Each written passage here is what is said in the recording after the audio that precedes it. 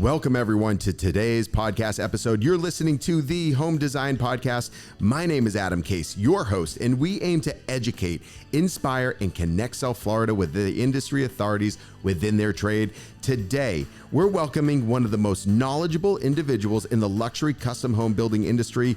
We'll be diving into the step-by-step process of construction, along with understanding the client's responsibilities and level of involvement throughout the process. All with Terry Paterson of Paterson Project Management. How are you? I'm great, Adam. Thank you for having me again. Absolutely. Round two, we're going to be diving into another aspect of the expectations of the process and how to get to completion on budget and everyone smiling at the end. How's that sound? Yeah, that's key. All right. Well, I want to just brush on a little bit as far as who you are. I hope I do okay with introducing you. But Terry, you moved from Cape Town, South Africa. You moved here when you were about 23 years old. Your experience is unlike anyone other. You've been doing this for over 25 years. You're the founder, president, and CEO of Paterson Project Management, which started in 2001. You've been in the industry for a long time, but you are known for raising and setting the bar for the industry with your extensive portfolio of high-end properties throughout South Florida. I know this is just the tip of who you are, what you do, but let's dive into this, as this conversation is all about the client-builder relationship, the process, and we'll see where it goes. But is there anything you want to add about you or anything that I may have missed? Yes. So, I started when I was 20 years old. I bought property in Cape Town, South Africa, and started building and developing and selling. And then came here when I was 23 in 1999. So I've been here for more than half my life. Right. So when people say, "Where are you from?" From Cape Town, but no, I'm really from South Florida because I've been here for 26 years. Absolutely. I feel like everyone here, they're from somewhere else and they established themselves here. Yeah. But everybody says they're in the luxury building industry, right. But there's a different level, and we're lucky with time. We've managed to get ourselves up to that very high end level, and there's a business behind that.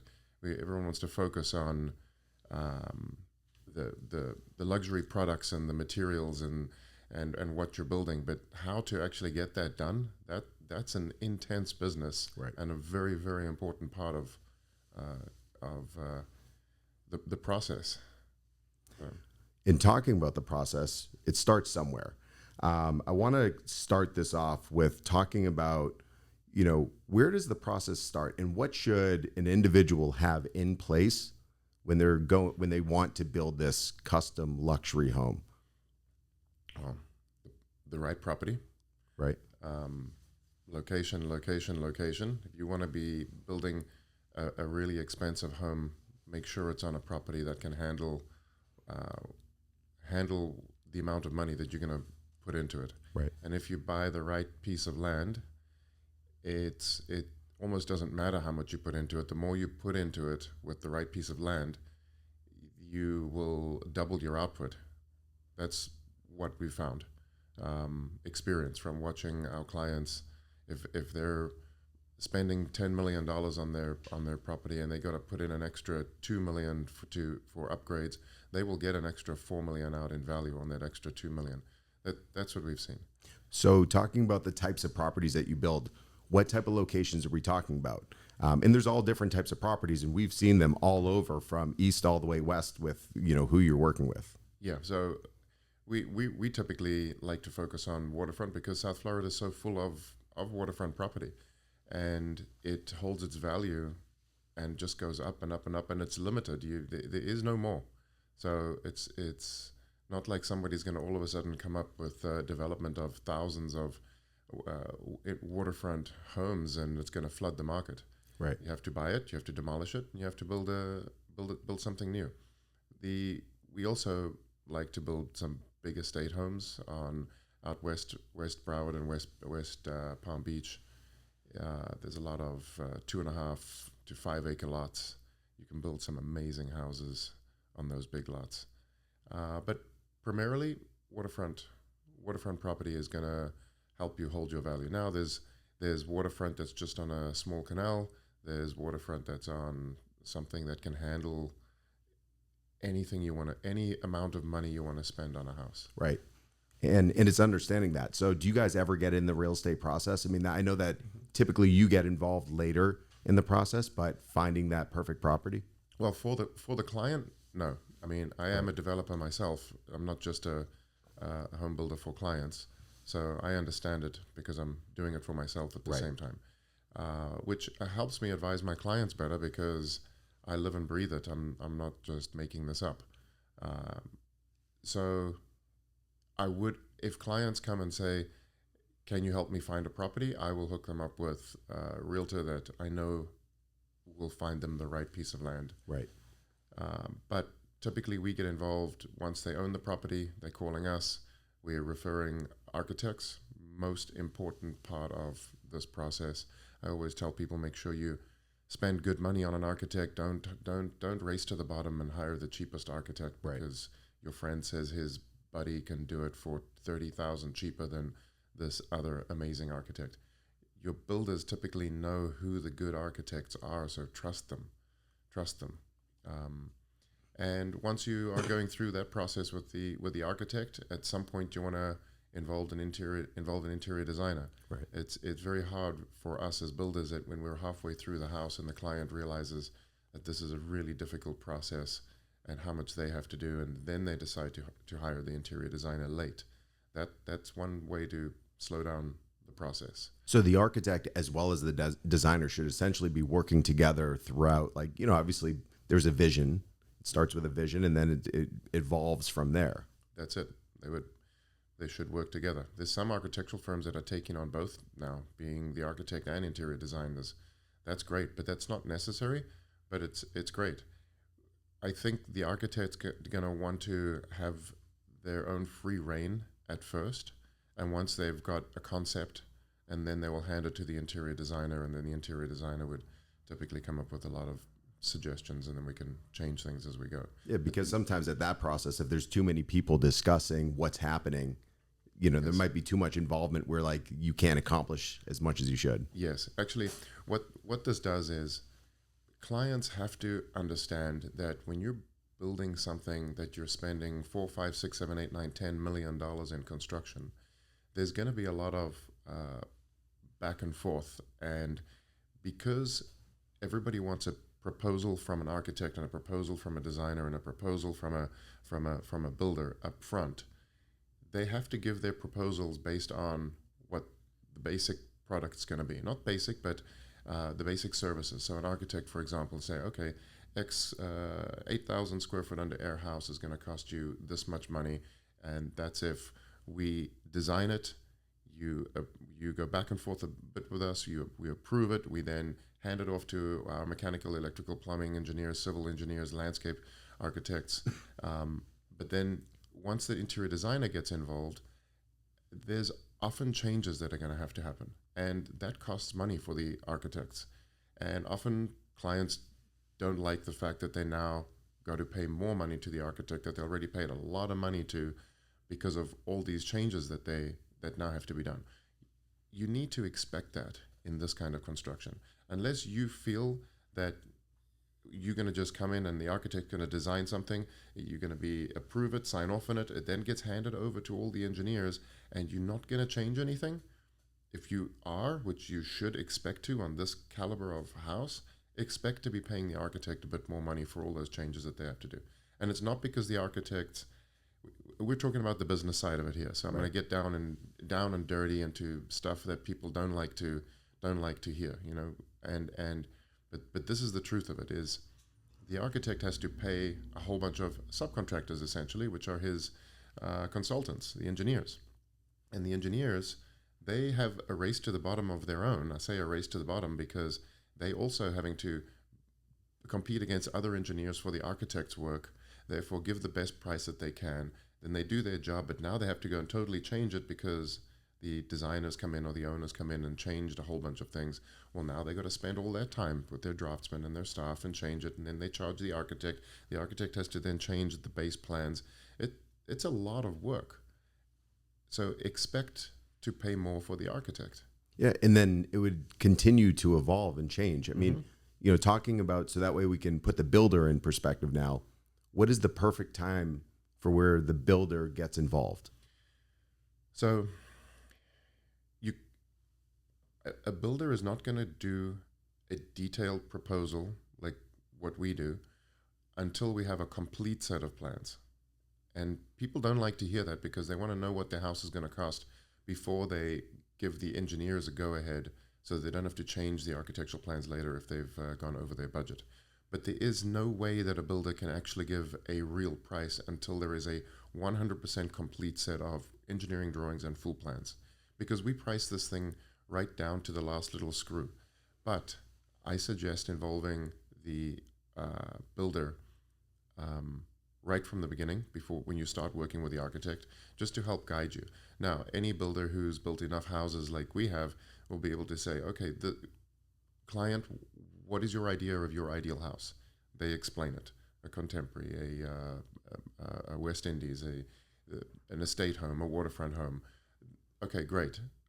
I've more than likely got a house that is that I've already built and priced and gone from start to finish, not just priced the initial price, but even the change orders for the additional things that get added as you're building. And I can say, okay, this kind of house is going to cost you X per square foot. I can build it for, let's say, $850 a square foot, no problem. But you can also go up to $1,100 a square foot. And then I can say, here's two different proposals on different houses, or not proposals, completed homes, and this is what they cost. This is what they look like. So this is the range that you're going to be in. And with that information, the client must then decide how big they want that house to be. Right. Because that's the biggest thing, like understanding, like people might have an idea of a budget, but they have no idea what that looks like, because it's not just the size of the house. Like, oh yeah, I have a budget of $25 million or $20 million, all in, whatever it might be, or $15 million. But understanding everything from the architectural process to the engineering process, because I know just from speaking with you and seeing your projects, you guys do an incredible job of reverse engineering the what the structure should be, what the house should be, and you understand budgets probably more than the architect, because the architect's job is to design the dream of what someone's telling them, but they're not thinking about everything that's necessarily going into it. And for you and the proper builder to understand, the starting point, the ending point, what the vision is, to get an idea for what a homeowner or future homeowner is looking for, there's a lot that goes into that. Yeah, you're 100% right. The architect's job is to be the best artist that they can be, right, and design you the best house that they can. The problem with that is that they're not in the business of bidding out houses. We are, so they don't know. Now, a lot of the good architects are asking their builders, what is the price per square foot that these houses are ranging? Unfortunately, you're getting some people telling people these very low numbers just to get the job. Right. the old always expect to be spending 50% more of whatever your builder says. Right. Well, it's this thing where builders seem to feel that you should tell them you can build a house for $650 a square foot, just get under contract, and then you can just deal with change orders later. I go, well, that's a way to not have happy clients when you're finished with the house. You need to be honest and show them the range. And if the architects are asking the right questions, then they know how to guide their clients properly. Absolutely, because we just spoke about like the proper preparation and how to prevent all of the constant redesigns, because and understanding it, because there will be redesigns. There's going to be re-engineering. There's going to be everything that goes through the process, but it's just understanding that is part of the process. It is part. Well, I wanted to say that most clients start off by telling their architect and their builder, every builder will tell you the same thing. Right. We hear the same thing from all of our clients. My husband and I, or my wife and I, we make decisions fast and we stick to them. Right. No, you don't. Right. Well, talking about that, because you deal with all these different decision makers, there's husband, wife, family. There could be the I guess the representative of the family. I mean, there's so many different levels, and there's so many opportunities of miscommunication, how do you manage that? How do you manage all the different personalities? Husband and wife, just there, they might have two completely different visions. But when you get into all the other people that could be involved, you have to enjoy it. It's like you're almost a counselor. Yes. I enjoy it. I enjoy the interaction with the clients. I'm expecting there to be a lot of back and forth and changing their mind. It is hard, but most of the time I find that clients give the decision to either the husband or the wife, and then you've got to figure out who that is and focus Right. on that person and just move it along. Absolutely, because that's challenging. This is different people's dream home, and being able to. I mean, you must be an incredible listener because you have to sit back and really take in what they both are talking about. They might be talking about the same thing, but just differently. Yes. So going through that process, but talking about like your role in this and builder recommendations. When you're hearing all of these things coming in, you want them to feel good about what their wants are, but how do you navigate the recommendations that you make to make sure that this stays on track, stays on budget, gets to completion while fulfilling their vision? So you can't be building these kind of houses unless you've got many years and decades of experience. So we have that, and not only can I just talk it, I can then say, here, let me show you this idea that you had. Let me show you a house that has something similar. Let me show you what that would cost. Here's what this invoice was. This is what this house looked like. We have to guide the clients. Do not let the clients just go on their own tangent because they don't have the experience that us builders have. We have to hold their hand and guide them. Are they going to listen? No.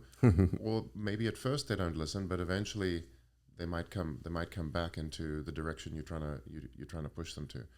Listen to what they're saying, understand what they want, guide them the correct way.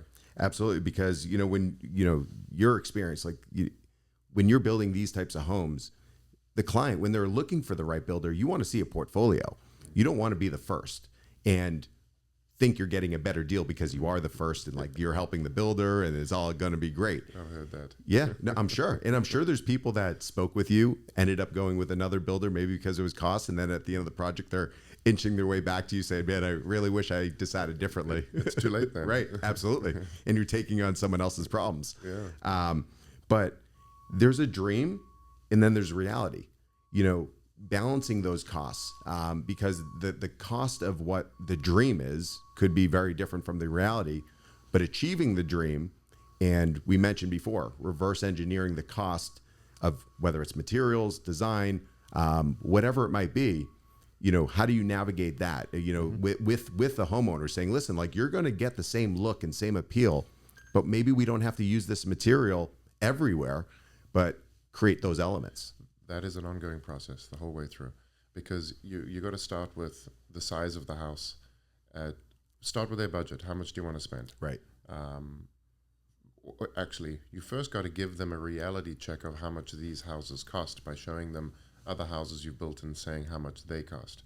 Then saying what is your budget, and then making sure that they don't add too many rooms and gyms and multiple offices and all these spaces in the house that just add to the square footage that they can't afford. Now, while they're doing it, if they want to continue adding during the design process, I would say, okay, you're going to add 400 square feet to the house by doing that. Just that is times that by that number I told you, 850, 1,000, depending on the finishes that you want to do.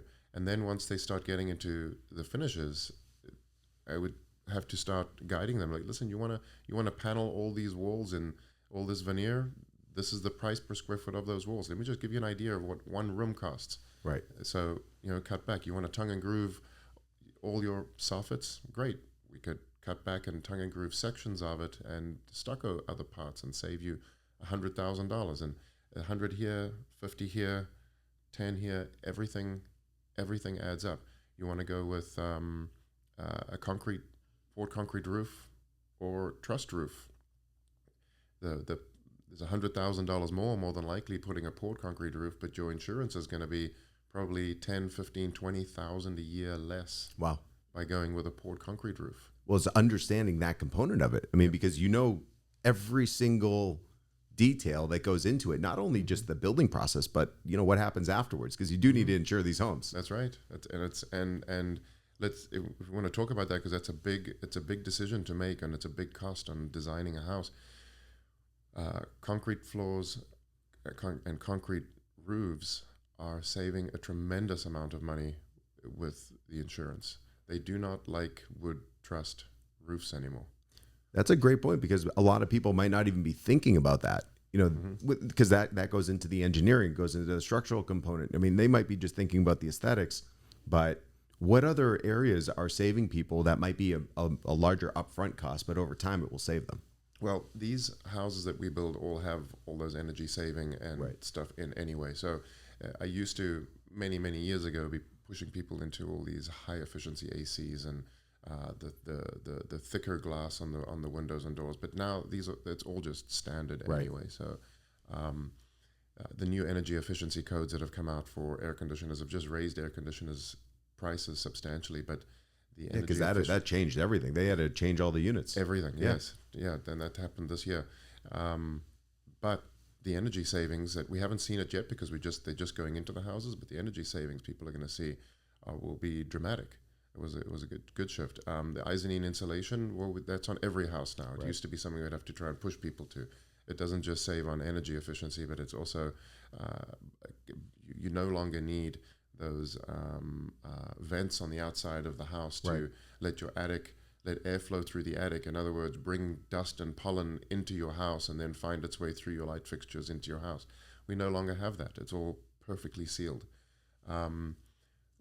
Bringing clean air into the house. All the air conditioners, we used to try and push people to let us put clean air intakes into the ACs, but now that's a standard code anyway. So a lot of these things that we would normally used to try to recommend have become standard. Right.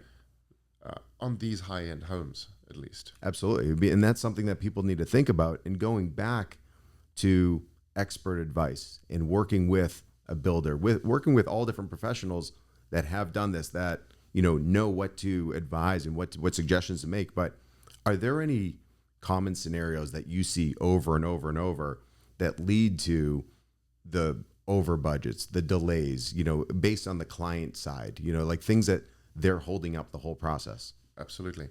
The biggest problem we're finding now is the lighting industry has become so complicated. People think that they're paying their architects to do these plans, that the mechanical engineer and electrical engineer then give them a lighting plan, and then there's the plan. No. I highly recommend every single person hire a professional lighting designer to design your lights, because it's gotten so complicated that most architects and engineers and builders don't understand it. So the lighting designer can handle it. Now, I do recommend that all high-end builders get to understand it, because there's so many options now. So all of our houses, I'll get into the details of why these things are complicated in a moment, but they are slowing the houses down because the clients decide only, while we're trying to do the mechanical, electrical, plumbing, rough, hey, yes, you're right, I do want that lighting control system that you said I should have, and that I said, no, I like to push switches. Right. No, you don't like to push switches in a house that especially a house of that size, 100 switches. Right. Trust me. But they all start with this. No, I'm a switch and a dimmer person. Okay, well, I'm going to leave this big budget in here. We need to get to it.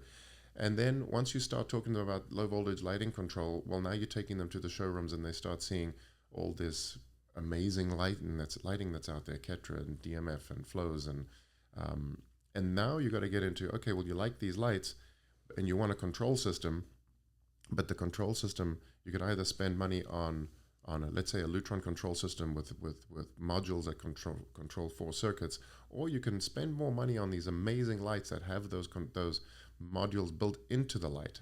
And then you also don't need all the wiring that the electrical engineer had designed for the house. Well, we no longer need a wire run for every circuit to every room to every switch. Well, now we can string 64 of these lights together in series, and the system can talk to it and tell it what to do in each room. It'll recognize where it is, which saves a hell of a lot on electrical design. But on electrical installation, sorry, which means you have to send it back to the electrical engineer to redesign the whole system. Right. And at the same time, you have to redesign the lighting system with the low voltage contractor. And now you got to get these fancy lights that everybody always goes to. Right. And they're not sitting on the Home Depot shelves. Right. You know, they take time. Some of them take a long time to get. And then you have to also factor in that some of these fancy lights that you get in, you get them in, and very often they come and things are wrong, and you got to return them and get them back again. So these delays, that's one of the biggest delays we're finding in a house right now, because that then takes you can't finish your rough until all those choices are made and all that paperwork is done and all the changes are done. So it's up to the builder to be telling the client this from day one. The problem is, when you're busy putting in foundations, they're not thinking about these things. Right. We're trying to push them to think about it. We're giving them all the warnings that I'm telling you right now, but it doesn't compute until later. They're thinking about the shell. I'm thinking about just starting. I'm thinking about how am I going to pay for this house that you just started and sent me a $400,000 bill for my first draw, or whatever. But the lighting, it's become very intense, and the low voltage, the control of the house. And it's probably because the visual component of it, like people can't visualize it until they walk into their shell and understand it. Correct. And at that point, it's almost too late. Like, I mean, it's going to stop and delay the project because you can't, as you mentioned, you can't keep going without having other things completed. Correct. So I'll tell you that typically what happens, and it seems to happen all the time in all the houses, you start off with the plans from the electrician, from the engineer that you have to compete against other builders for. So you got to bid to what you see. Right. You do that. You put in a budget. You explain to them why you got a budget for increased lighting, because of what I just told you. You then get the client to work with you at the beginning of the project. You change the lighting. You come up with new ideas. You change the plans to match this in preparation for when you want to be ready for the rough. You get to the rough. You start installing it. And that's when clients actually can see the stuff going in everywhere and feel the rooms, and then everything changes. Right. And when that all changes, the whole process starts again. And the biggest problem is getting the plans redone by the engineers and reapproved by the building department as quick as you can, because you will not pass your electrical inspection without the accurate plans. Right. And therefore the whole house comes to a stop because you can't get your framing inspection without your mechanical, electrical, plumbing. That is what's happening over and over and over, and it doesn't matter how many times I warn the clients what's going to happen, they change their mind. And they will say the same thing. I'm in the middle of this. I realize now what I want, and now's the time to change it. Yeah, you are right. Right. But expect the delay when you do that. But be proactive. Go into this. Anyone that's listening to this, think about this, because it will come up, and it is a reality. And to maybe even, mitigate it or ease that process from the beginning. I know you guys do incredible like renderings and things like that. Do they do the renderings where you see the lights turning on and off? Be like, this is what you think you want, but this is what you really want. So visualize this. Try to visualize this now. Yeah, that comes down to the interior designer should be doing that. I mean, I should start doing that. Say, you got to pay the renderer, but then you can actually see what your lighting would be. But I can just take them to another house. Another house. That's typically what I do. That's much easier and quicker than renderings, because we've got houses, lighting, every kind of lighting you can think in our houses. Right. No. I was going to say you used to have to take them to the experience, like Lutron experience centers and things like that. But it's actually better in the actual houses we build. Right. No, absolutely, because they can actually see that someone lives it and how it really, versus experience centers, they're spectacular, but in a home, it's where someone lives and they can visualize it easier, because that's the biggest problem in everything. People, you can show them and talk about it and show them samples and materials, but to actually visualize it, people can't. And that's the advantage we have with having so many houses that we've built in South Florida that are all so high end. We can show almost anything you can think of. without a doubt. And I've seen a number of them, and every single one is, I mean, it's a lesson for me to experience, what you preach and your systems and everything, to how it goes through the process to fruition. It's inspiring. But I want to dive into the phases in the actual building process. So we talked about the architectural, the engineering, the interior designer, when you guys get involved, when you're starting it. But let's kind of label out the different major phases of construction. Talking about we already talked design, bidding, permitting, construction, but what does the construction phases look like? Okay. Starting with pilings and shell and structural, that while you're doing that, you want to be working on the next phases and making sure that all your plans are in line for the next phases. The nice thing with the shell is clients don't get too involved in that, and there's not many changes that happen while you're doing that. And it's also something that most of them don't understand, the complexity of what you're doing. So you can actually just move forward and get that done. But while you're doing that, focus on the next phase, which would be preparing for framing and mechanical, electrical, plumbing, like what I was just explaining to you. Once that's done, while you're busy with all of that, you're making sure that they've chosen all of their selections that will be tile and stone and cabinets. You already started with shop drawings, your cabinet shop drawings, right in the beginning when you're busy with the shell stage. In fact, by the time we finish with the shell, we need to have finished all the lighting choices, all the low voltage choices, all the cabinet choices and shop drawings, and have selected most of the flooring, if not all the flooring. And the counters can come a little bit later, but you want to try and have all that selected. And any other complicated things that you're going to want, we need to know what they are right in the beginning so we can have shop drawings done. And then because the second we finish the shell, we go right into framing. Right. And we need to know what we're framing. Is it exactly to what the architect's plan said? Great. If it is, that is awesome, but it never is. So we have to have all the shop drawings for, even we have to know what fireplaces, what sauna, what steam rooms, what every tiny little spec, even the appliances have to have been chosen by that point. If you haven't had an interior designer already choose it for you and you want to go and touch and feel and go into the showrooms, we'll be doing all that with you while we going through the shell stage. So the shell stage is the client doesn't have much to look at and see and understand on site, but it is a busy time for them, and they need to put that time aside for us. And if they don't, it will slow the house down. If they start to decide, once they start seeing the framing go up, oh yeah, you're right, I better go and start choosing my stuff. Right. It will slow the process down. So you then get into rough, where everything should have been chosen already, so we know how to rough the house. And because, not to cut you off, so because of that point, like, things need to be manufactured. They have to, get into fabrication, things being shipped. I mean, there's things from all over the world that are coming in, things that are locally, That's right.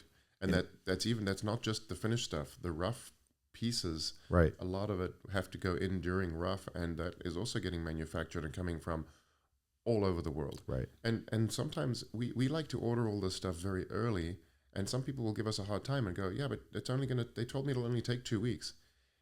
Okay, fine. It might only take 2 weeks, but this other product might take 2 months, or something might go wrong during the shipping, or that 2 weeks it might come and it might be wrong, or missing pieces, or whatever. We like to order far in advance.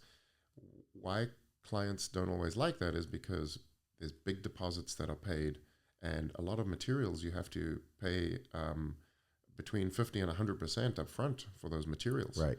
And then they're sitting there and not necessarily being used immediately. But there's reasons we want to do that. If you want your house built quickly, which is what everybody wants, because the biggest problem that you have with clients at the end of a job is not how much money they paid you. It's,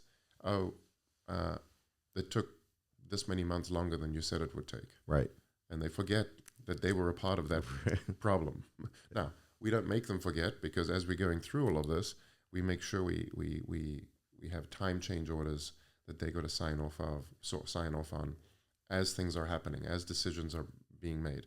That is a key the whole way through. Builders and owners expect this. Have your time change orders. That's more important than financial change orders. Right. And show people how that the schedule is going to be affected by decisions that they're making. Anyway, stages. Once you hang the drywall, you're then into putting in all the tile, marble, stone, bathrooms. Get that dirty work behind you, and once that's done, you can then start putting in the cabinets, and then counters, and then all the finish work. Now, I'm simplifying it Absolutely a lot, but you then get into the end of the project. Expect the end to take a little bit of time. My schedule says punch out, and it's got this 5-week period for what we call punch out. It's not punch out what people think, that we're fixing little corners and edges and things like that. What you're dealing with is waiting for that extra piece that was supposed to come on the cabinet that had to go in before this refrigerator could be put in, and then this paddle could be put in. Waiting for little things that hadn't been handled yet, that are every little thing affects many other things. Absolutely. That's what that punch out time is at the end of the job. And then you get into finishing, cleaning. Cleaning is an extremely important part of it. Clients always ask why we charge so much money for cleaning, because the detailed cleaning of these houses is it's a huge part of handing it over. And then once you hand it over, you're hopefully you don't have too much actual punch out to do at the end, but there's always a few things that clients have to expect the builder to have to come in their house for many months afterwards, especially the low voltage contractor, the person busy programming your lighting. Like, we don't leave you with a house with all engraved light switches. We leave you with a piece of paper that you can see what your switches are going to be, and you can push them and say, no, I don't like this, let's change this. And it's a constant discussion between the homeowner and the low voltage contractor. And then eventually, once you say, okay, I'm good, then we send it away and everything gets engraved, and now they got their final switches. But these things go on for months afterwards. Little tweaks to the pool, tweaks to the landscaping, tweaks to whatever. So clients must expect their builder, allow their builder and their subcontractors in their house for months. Yeah. Afterwards. I mean, it is construction. I mean, things, it's people putting it together. I mean, you don't know what's going to happen necessarily for like the little details until it's finished. Yeah. And there's always things to work out, but it's the client and builder relationship that gets them through the whole process. And like you talked about low voltage contractors and integrators, the relationship starts when you're out. That's right. That just continues to go. I mean, that's, yes, they did all the work to put things in, but that continues to evolve. That's right. So there's a couple things that I want to, now that we really see the entire process of, architect, designer, the whole process all the way to completion, I want to go back because there's something that you mentioned when it comes to bidding. And I feel like we didn't touch on it enough, where I really want to dive into how detailed a bid should be. Because the thing is, like, people are going to get all different bids, and they should, to be able to compare what they're going to be working with and what they're going to be dealing with. And you mentioned, like, a lot of contractors, they might just try to win the job off of a low bid, and then everything increases. Yeah. For somebody to avoid that and to really know that they have somebody, not only that is experienced, but they know what they're doing and they're truly working for the homeowner, not just looking at up charges and making more and whatever it is. What should that look like? Okay. Typically what I see from everyone we compete against, the builders we compete against, and they're giving their clients a 2-page AIA document that has line items and budgets on what each section should cost. So they break it down into each item. We actually take about 45 days to 2 months to actually bid the entire set of plans with all of our subcontractors, hard bid with all of our staff, because we do a lot of structural stuff in-house. So our staff will sit and do all the takeoffs. And when we present a proposal, it's going to be 25, 30, 45 pages long with every tiny little detail of what's going in. We then have a file separate where people can actually see the actual bids and proposals. And we have multiple bids and proposals. We get 2 to 3, sometimes 4 subcontractors Right. bidding on different things. And then we will decide not just necessarily who's the cheapest, but who's the right person for that job. And then that's the one we will put into our proposal. But we will show our clients the other proposals that we got so that they can make informed decisions as well. And we'll explain to them why we want to choose this person. The detail, I think, is what... And sometimes homeowners have somebody that maybe was a referral or something, and it doesn't quite work out how they thought. Yeah. The biggest problems we run into on houses is clients, subcontractors that they insist we use. They get too involved. Yeah. There's such a thing, right? Yeah.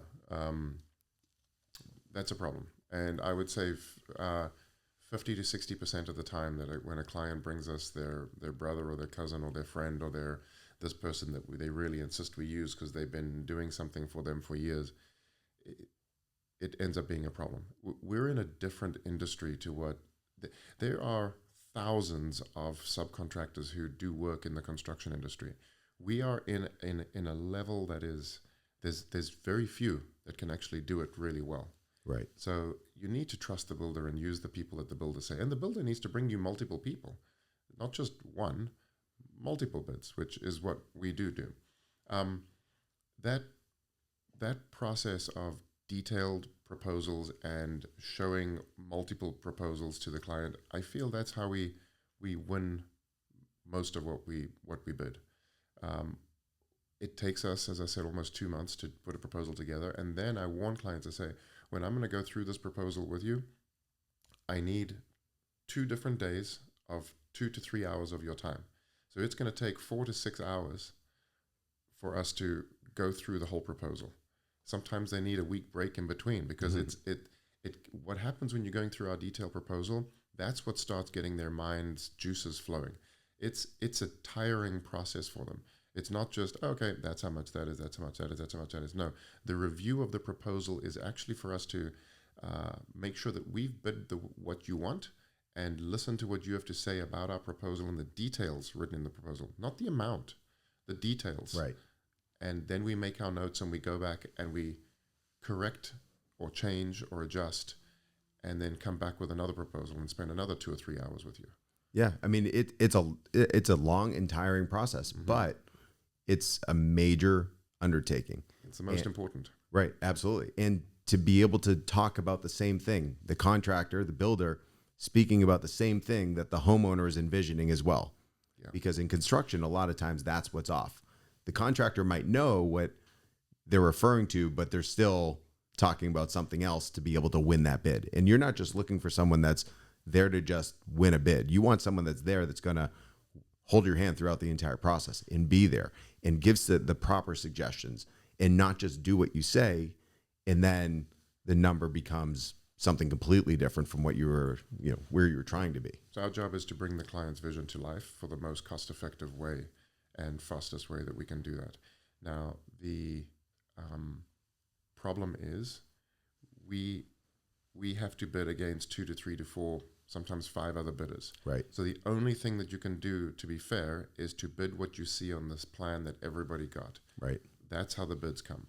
Now, from there, those meetings, we start to tweak. Okay, well, this is not what the client's vision necessarily was. It's what the architect's vision was. And we start to change things. Right. So talking about that, are there any red flags that someone should really look out for when they're looking at these different proposals? Yes. The level of detail. A 2-page proposal doesn't do it. You need to have been able to see product of the equivalent value or design or quality from that builder. Multiple houses, not just one that they might have gotten lucky doing. And also be careful if somebody is more a developer than a builder for homeowners, because there's a very big difference. Right. My developer hat is extremely different to my building custom homes for clients hat. So somebody might say, here, come look at a house that I built. Well, do you own it or did you build it for a client? Make sure they built it for a client, because when they own it, they're making the decisions themselves. Everything's much simpler and easier, and the process is quicker and smoother and easier. When you're doing it for a client, you have to know how to get the client's vision out onto that paper and then into that house. Right. So that's something that I see where people fail a lot. If I lose something, it will be sometimes to a developer. Right. But that's the key. Make sure that you can touch, see, and feel multiple houses of that quality. What about the transparency of like builder fees? Yep. You know, what should that look like? So to be honest, I'm not sure how other builders present it to my clients. So I can't tell you what red flags should be there. But from my conversations with other builders, ours is pretty much, we're all the high-end builders who know what they're doing. I think we're all about the same. You're going to be charging for, okay, there's overhead and profit. Everybody's used to seeing those numbers. I think insurance companies, they insist on it must be 10% and 10%. As a high-end builder, you're typically getting negotiated down to around 9% and 9%. And then big commercial builders, they're way lower than that, but their revenues are quadruple what our revenues are. You then, I'm gonna get into the details of what that overhead is in a moment, because that's a part where a lot of clients want to argue and go, well, how do you have all this overhead? That's crazy. Right. Another fee that you will see is the project manager and supervisor. People think that, oh, well, isn't that a part of your profit? Like, no.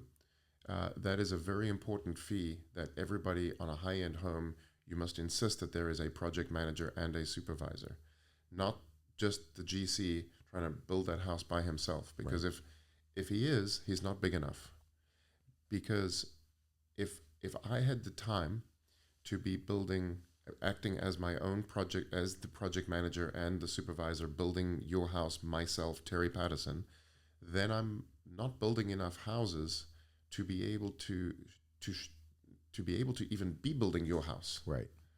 I have to build 8 to 10 houses at a time at any given moment. Right.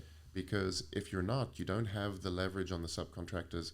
You don't have the buying power. You don't get the experience that you need to be able to build these kind of houses, because these houses take 2, 3, 4 years of a project. So if you're only building 1 or 2 at a time, how much experience do you really have? And how many people really want you? Yeah. Right. So you've got the project managers, you've got the supervisors, know who they are, meet them, make sure you like the project manager's personality, because that person's going to be glued to you for the next 18 months, 2 years of building. When we talk about the overhead fees, people always want to question, well, what do you mean overhead? Okay, let me explain. To be able to build, let's forget about the fact that a company like mine, we do a lot of in-house shell, drywall, framing, civil. So that's labor costs. But I could just subcontract that.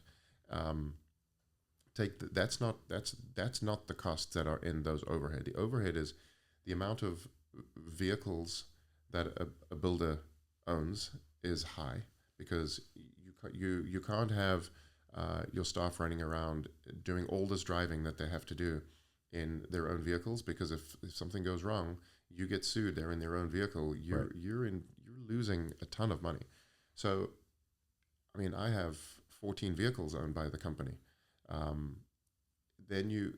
Those vehicles are now insured with corporate business insurance. It shocks me, but some of the vehicles I'm paying $7,000, $8,000, and $9,000 a year in insurance just for the vehicle. Right. Whereas my fancy car that I drive for myself is only $3,500 a year. Right. But it's the business insurance that is insane. Now you add that up over all the vehicles, then you got workers' comp insurance in construction it's through the roof, hundreds of thousands of dollars a year. Liability insurance that we have to pay, it's averaging around 1.1 to 1.3% It varies each year depending on how much is subcontracted and how much is your own staff doing. But of total revenue, Right. and that's a lot of money. So there's so much more. There's office costs, there's accounting costs, there's controller costs, there's marketing, advertising. I mean, I can go on and on and on. Right. And that's what those fees are. And you hope that you actually can get that you can keep it below the 9%. But the reality is, I will bet that most builders, you end up spending more because there's other things that happen. You've got to factor in waste and mistakes and things like that. So that 9% that you're trying to make as a profit, that's not what your actual net profit ends up being. You end up if you can make 6 or 7% net profit, you're doing well. Right. Yeah, no, absolutely. I mean, because the reality is it's a business, and the homeowner, they're going to try to probably beat you up a little bit and make sure that they feel like they're getting their value. But the thing is, it's a lot more expensive on the after effect if they don't have the right person and they're paying for what makes them so great. Yeah. Well, actually, I want to be clear with what I'm saying. We as builders want to try charge 9-10%.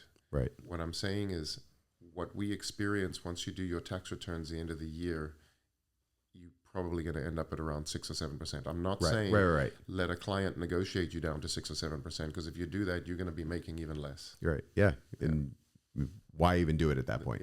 Yeah. So, talking about, you went through the bidding process, you were awarded, you won the job.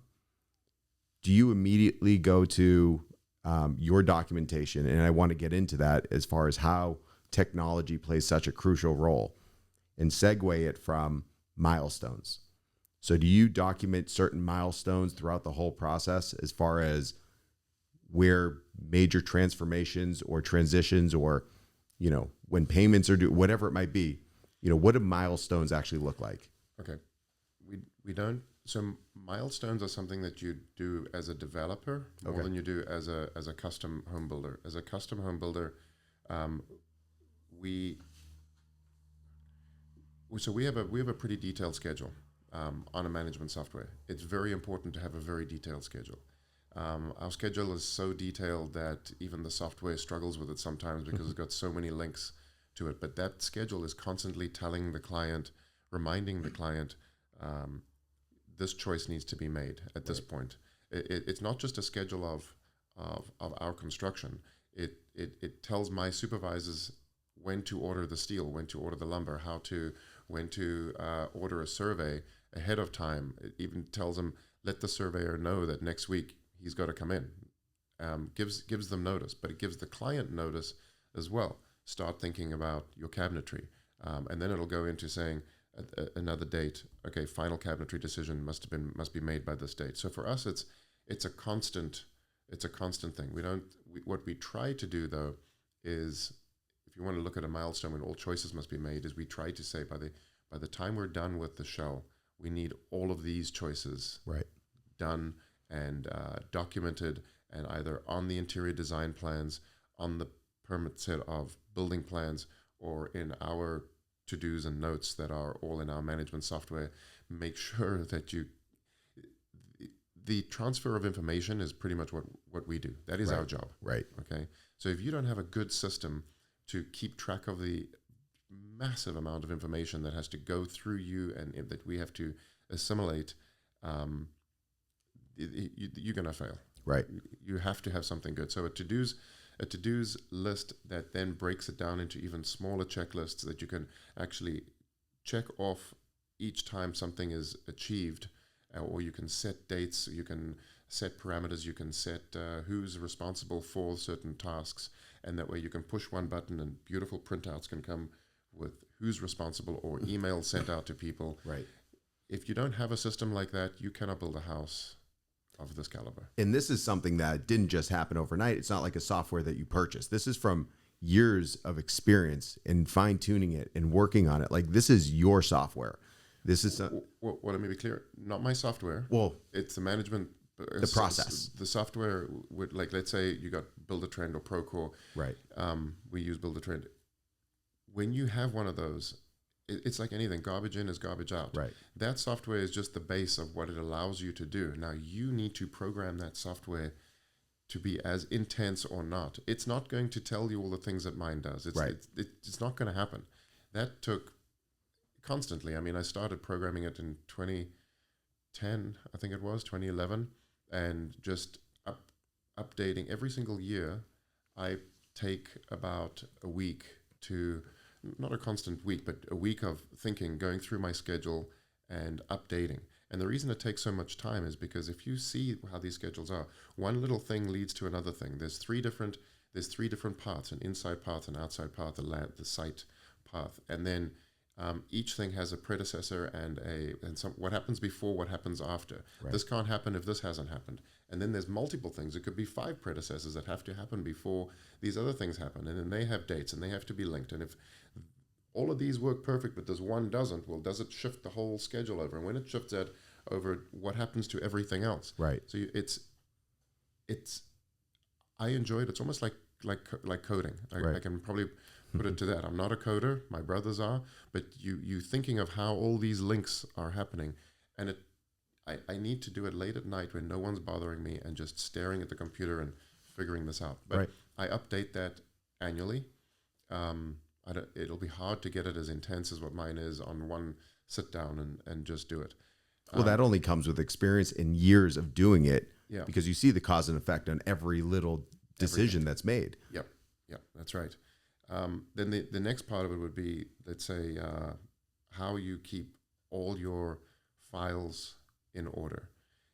You got to have a process. If you can't just quickly whip up on your phone or get on your computer and go straight to whatever shop drawing or engineering drawing or spec sheet in a second, well, then you're not doing it right.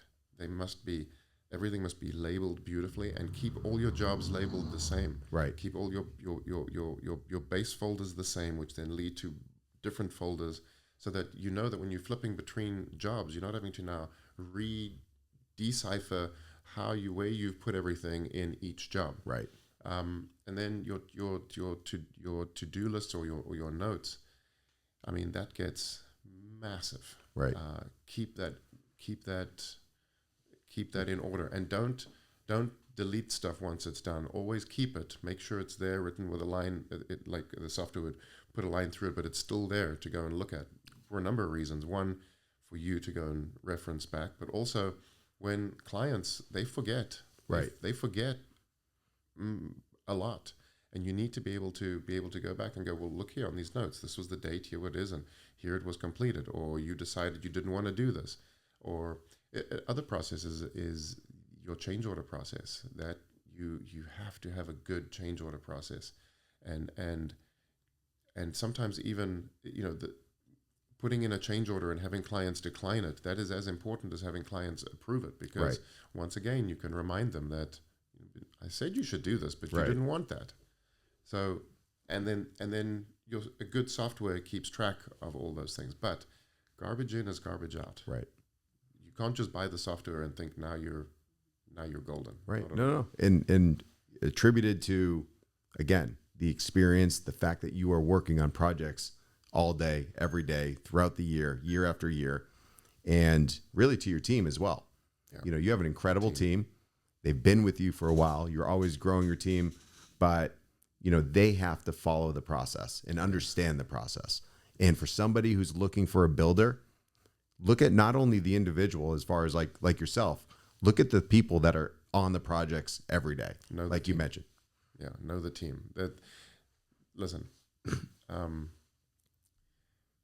builder is not in these size homes, the general contractor is not the person who's on your site every day, and probably not going to be the person that you're talking to every single day. Right.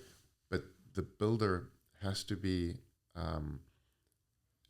good enough to be able to motivate, train, oversee staff, and you have to be good at what you do. You have to know construction like the back of your hand, and the problems that your staff run into on site should not be problems for you. They should just be simple. They come to you with a problem and you can just solve it easily. But you have to be able to, when you're doing that, don't just solve it. You have to have a system in place to be teaching them so that the next time they have these kind of problems, they know better. Right. They don't have to come to you. So the more you can train your staff to not have to come to you with problems, well, then the more you can focus on the next job or the next whatever you need with the clients.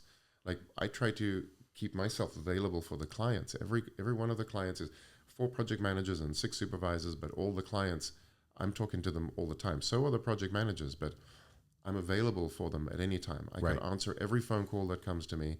I doesn't have to go through somebody to get to me.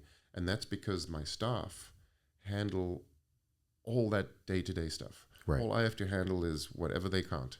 And they bring it to me. We discuss whatever. And most of the problems, we have a system as well where we have a meeting once a week that, it's horrible to have a 3-4 hour meeting with all your staff once a week. Right. You're always like, oh my God, I got to spend 3-4 hours doing this. But it's the most important 3-4 hours for all of us, because we all together talking about all of the jobs together, whether it's you're the project manager on it or the supervisor or not, you're listening to what the other project managers and supervisors are running into, their problems, their pluses and their minuses. Right. And then I will bring in the other PMs and say, what do you think? The supervisors, how should we solve this problem?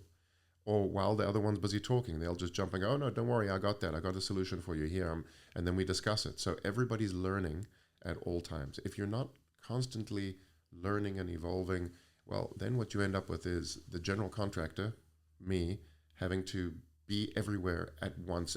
Right. And you can't run a business, grow a business, be with the clients, and be doing everything on site. Right. And to what you just said, everything that happens on every project becomes everyone's experience.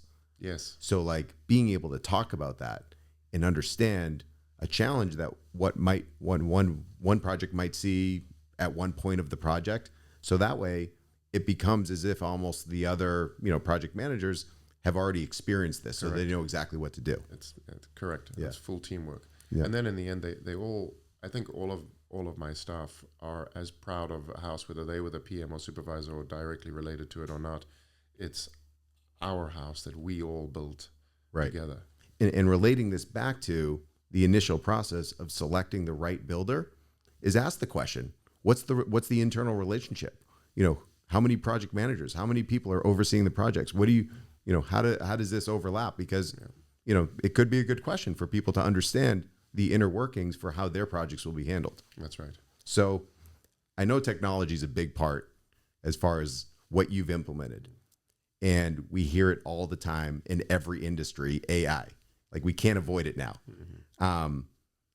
I know that you're using it, but how are you implementing it when it comes to the entire process? Like even from the scheduling perspective, the budgeting perspective, change order, like how does AI play a role in the construction industry and how are you using it? So we all obviously started last year using it for just simple writing. Okay. And then we've now gotten into, we're busy training. One of my project managers is busy training an AI right now to write the proposals for us, because that's something that takes a long time. I don't think we're gonna. My brother is in this business, construction industry, AI, and he's been busy training models for about 7 years and building out models for about 7 years to do takeoffs. And he has realized, and he now travels the country and gives a lot of speeches about this. He's considered one of the leading people in AI in the construction industry. Wow. But what he says is it's not that simple to have an AI read a set of plans and pop out prices. They still haven't mastered that. What they've got is the AI just assisting the takeoff guys and in finding, you take 100 pages of on a commercial building or 200 pages, it will help find all the locations that the person doing the takeoff needs to focus on for, let's say, tile or electrical or whatever, quite specific. But that's hard. What we're using it for is to try to write our bids. We still have to get the hard bids from the subcontractors, but then my goal, and we're almost there, it hasn't quite done it properly yet, is to say, okay, AI, here's the folder with all the work that we've already done. Turn this into a proposal we can present to the client with all the detail of every little thing that everybody needs to know. Right. That's what we've done. I've got a friend, Aaron, he's a builder in New York. Actually, I think he met me through another friend, but after listening to you and me talk last time. Oh yeah. Yeah. Okay. Did you like the podcast? He loves it. All right, good. Yeah. Good. So Aaron was telling me that he's using AI to actually write his schedules, and he has found a way to.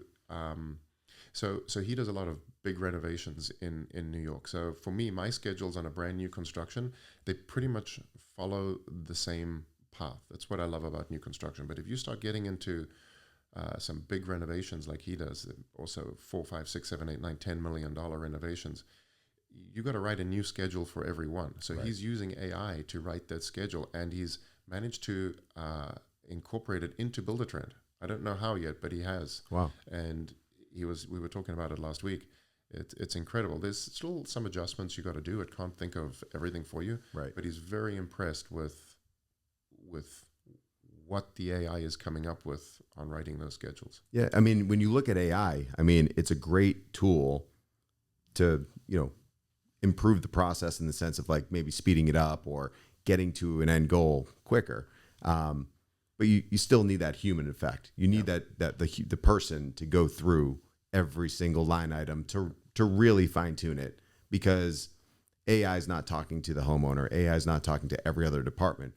They have it has a general understanding to be able to make a lot of the adjustments and inputs that goes into it. Yeah, we're in an industry where I don't think AI is going to take our jobs. Right. It's just going to help us be better. Exactly. Yeah. And that's the thing with AI. I mean, people can't rely on it to do their job. It can only help them be better. Yeah. So, I mean, we've talked about a lot of different things, and you are, you're a leader in true luxury custom homes. When someone's listening to this, there's general luxury. And I want to kind of just quickly define what true luxury, what the highest level of luxury truly means to you. What it truly means to me.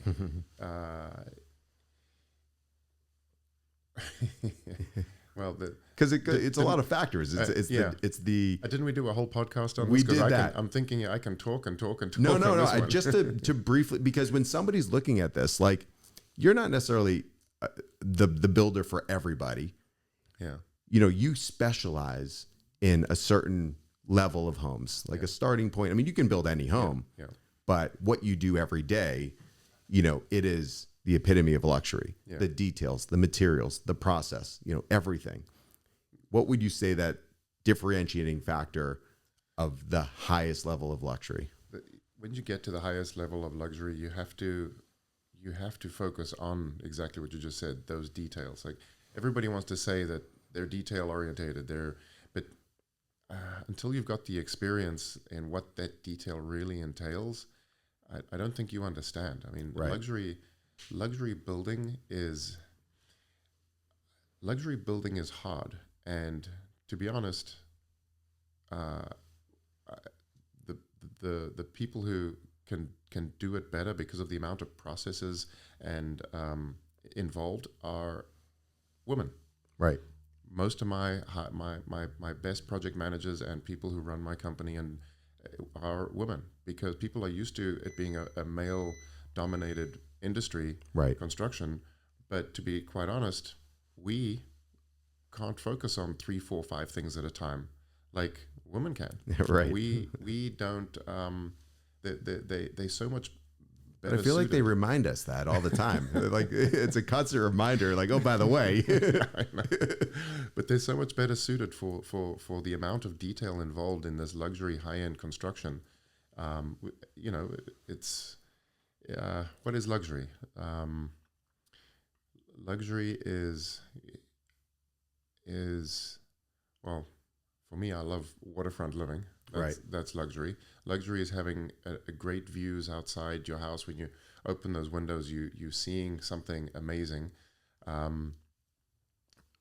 Luxury is having, I feel, a house that's easy to maintain, but looks amazing, and it can help you live. That comes into the all the low voltage stuff that we got going into these luxury homes. Right.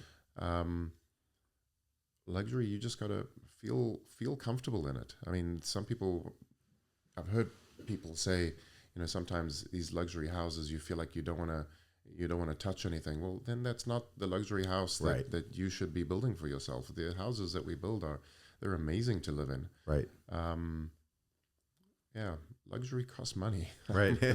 You pay for what you get. Absolutely. In luxury. And that the most important thing is having the right team, the right builder, the right people to bring that vision, that dream all the way to reality. Yeah. Find yourself a builder who actually lives the life. Right. It's hard to understand what luxury is if you don't actually live it. Absolutely. And sometimes people want to look at the builder and go, oh, wow, he lives in that big fancy house. He's going to cost too much money. That's not the case. Right. He probably lives in that big fancy house because he's a developer. He's got multiple things that are going on, many jobs at once. But if he doesn't, how does he know how you live? Right. How can he advise you? That's a great point. Absolutely. You can't. Right. Because you have no clue. You think you know because you heard people talking about it. But unless you live it yourself, you don't know. Right. And you know everything to look for. Yeah. And living in it, you're probably always thinking about, if I were to do it again, what else can I do? Like, how do you push the envelope even further and get those ideas to be able to, if you're not experiencing it, how do you know? Yeah, good luxury builders tend to build themselves multiple houses over the years. So you learn. Absolutely. Well, as far as takeaways, we talked about a lot of different areas, but really focused on that client experience, the process. How do you get from the start when it's just a thought all the way to completion? Is there anything that we didn't touch on regarding, the client experience, expectations, the process that you want to highlight? Well, every client is different, so you need to be nimble on how you handle each client. You need to be a people person, Right, to be in this job. We all joke in this industry that we are having to be psychiatrists, counselors. I would say stay away from being the psychiatrist, but be nimble. That's all. Be nimble. right, Every client's different. In luxury construction, you're dealing with people who have been at the top of their field, at the top of their game most of the time. Most people who can make the kind of money that can pay for these kind of properties and houses, they're different. right, That's why they get to where they are. right, So recognize that they might be different and people want to say hard to deal with or whatever, but whatever they are, it made them successful. right. And try and understand them.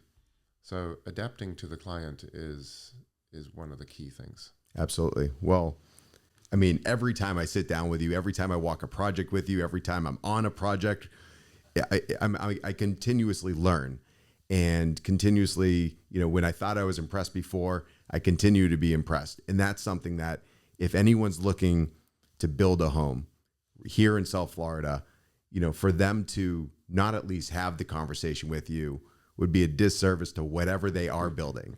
So I can't thank you enough for being here. If someone wants to reach you, what's the best way? My website, pattersondevelopment.com. Perfect. That'll put you straight through to us.